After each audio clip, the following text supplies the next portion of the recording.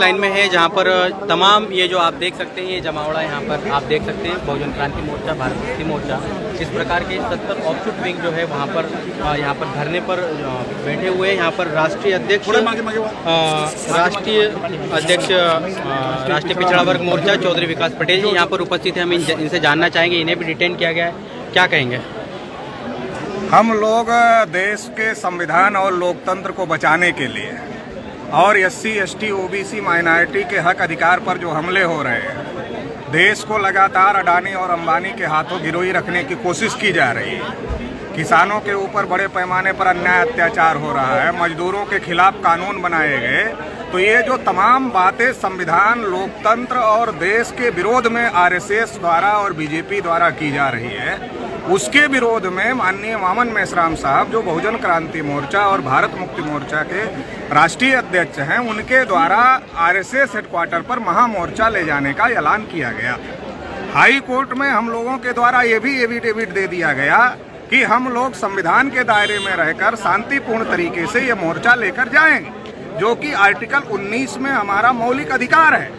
लेकिन जो हमारा आर्टिकल 19 में मौलिक अधिकार है, क्योंकि RSS के लोग बार संविधान बदलने की बात करते हैं, बार वो संविधान पर उनका यकीन नहीं है, ऐसी बातें करते हैं, तो ये जो संविधान द्रोही और देशद्रोही RSS BJP के लोग हैं, उनके द्वारा हम लोगों को अरेस्ट करने का काम किया गया। वामन मेश्राम साहब को भी अरेस्ट करने का काम किया गया, हम लोगों को भी अरेस्ट करने का काम किया गया। ये लोकतंत्र के विरोध में है, ये संविधान के विरोध में है, इसलिए ये जो इस प्रकार का काम किया जा रहा है।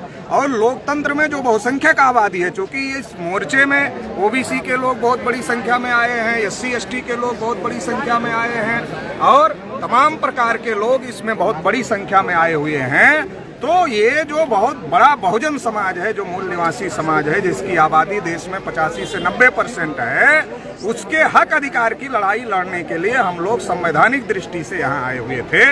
मगर जिस तरीके से रोका गया, तो ये बहुसंख्यक लोगों की आवाज को रोकने का तरीका जो RSS और BJP ने निकाला है, ये उनको महंगा पड़ेगा। मैं ये कहना चाहता हूँ कि ये उनको महंगा पड़ेगा, क्योंकि देश में ब्राह्मणों की आबादी केवल 3.5% है और 3.5% लोग अपने दम पर देश की सत्ता पर कब्जा नहीं कर सकते हैं। नरेंद्र मोदी का नाम आगे किया 52% OBC का समर्थन लेने के लिए, और 52% OBC का समर्थन लेकर के नरेंद्र मोदी को OBC के नाम पर देश का प्रधानमंत्री बनाया। और जब प्रधानमंत्री बना लिया तो जानवरों की गिनती किया, मगर OBC की गिनती नहीं किया। तो ये जो इस प्रकार का काम चल रहा है RSS का, ये हमारे लोगों को गुमराह करके उन्होंने हमारे ही लोगों का सपोर्ट लिया, इसलिए दिल्ली में उनकी सरकार है। तो अभी लोगों को पता चल गया, अगर हम RSS हेडक्वार्टर पर मोर्चा लेके शांतिपूर्वक जाते, शाम को घर चले जाते हमारे लोगों को पता नहीं चलता। तो ये जो हमको डिटेन करने का काम किया, गैर संवैधानिक तरीके से गिरफ्तार करने का काम किया, रोकने का काम किया, इससे हमारा मैसेज और भी जो लाखों तक जाता, वो कई करोड़ लोगों तक पहुंच गया है। तो अभी यहाँ तक बंद नहीं होगा, अभी ये आगे लड़ाई लड़ी जाएगी और गांव-गांव तक ये मैसेज पहुंचाया जाएगा कि RSS और BJP जो है ये संविधान के विरोध में है, ये लोकतंत्र के विरोध में है और ये EVM के द्वारा चुनी हुई नाजायज सरकार है।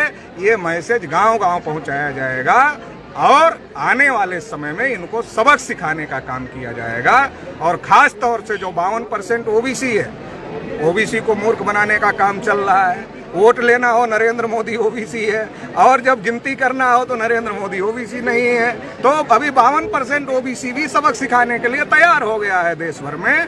तो 24 के चुनाव में इनको बहुत बड़े पैमाने पर सबक सिखाने का काम इस देश के बहुसंख्यक लोग, जो मूल निवासी समाज के लोग हैं, वो करेंगे।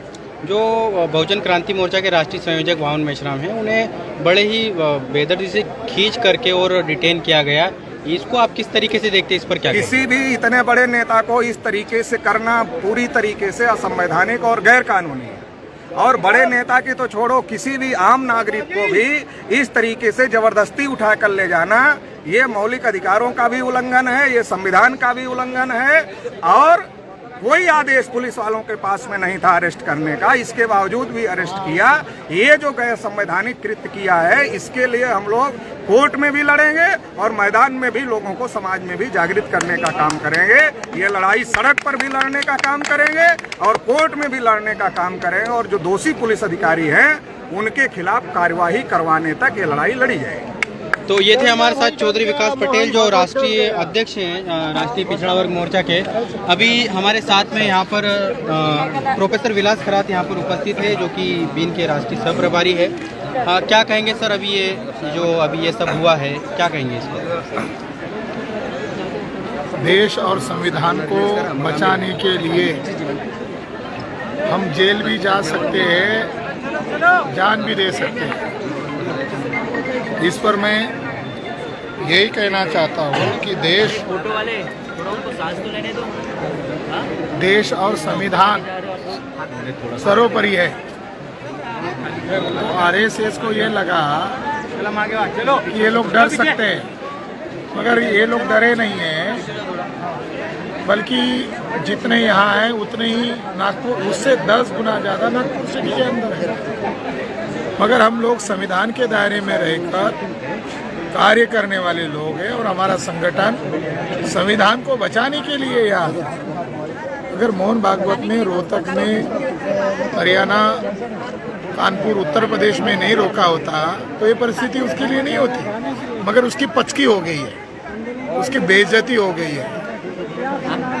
उसको अब मोहन भागवत को चुल्लू भर पानी में डूब मरना चाहिए, इतनी बेइज्जती हो गई है। और कुछ वामन मेश्राम साहब, जो बहुजन क्रांति मोर्चा के राष्ट्रीय संयोजक है, सुबह के समय में जिस प्रकार से उनको डिटेन किया गया असंवैधानिक तरीके से, इसको आप किस तरीके से देखते हैं? अंदरूनी बात पुलिस अधिकारी बता रहे हैं, आप लोग सही काम कर रहे हो। आप जैसे महान देशभक्त और कोई हो ही नहीं सकते, मगर क्या करें, हमें ऊपर से प्रेशर है।